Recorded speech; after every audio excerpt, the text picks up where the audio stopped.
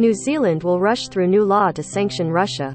New Zealand's government plans to rush through a new law this week that will enable it to impose economic sanctions against Russia over its invasion of 225. Wellington, New Zealand. New Zealand's government said Monday it plans to rush through a new law that will allow it to impose economic sanctions against Russia over its invasion of Ukraine. Unlike many countries that have already introduced sanctions, New Zealand's existing laws don't allow it to apply meaningful measures unless they're part of a broader United Nations effort. Because Russia has UN Security Council veto power, that has left New Zealand hamstrung.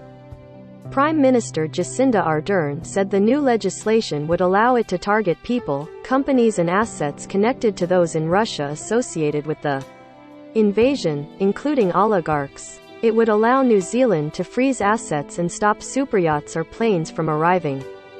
A bill of this nature has never been brought before our parliament, but it is essential given Russia's vetoing of sanctions through the UN, Ardern. The bill will be specific only to the Ukraine invasion but could allow New Zealand to impose sanctions on countries seen to be helping Russia, such as Ardern said there was currently only a small amount of Russian money invested in New Zealand but that without the new law, that could quickly change if Russian oligarch CHS began viewing New Zealand as a backdoor to avoid sanctions elsewhere.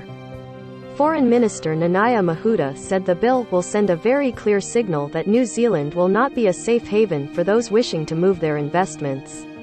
The Russia sanctions bill is scheduled to be heard by lawmakers on Wednesday and could pass as quickly as the same day. Ardern said she's hoping it will be supported by lawmakers across all parties, although an unanimous vote wasn't guaranteed.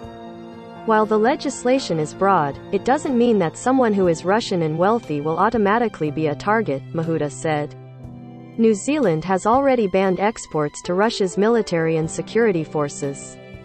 It has also banned more than 100 people from traveling to New Zealand in a list that was made public Monday. At the top of the list is Russian President Vladimir Putin.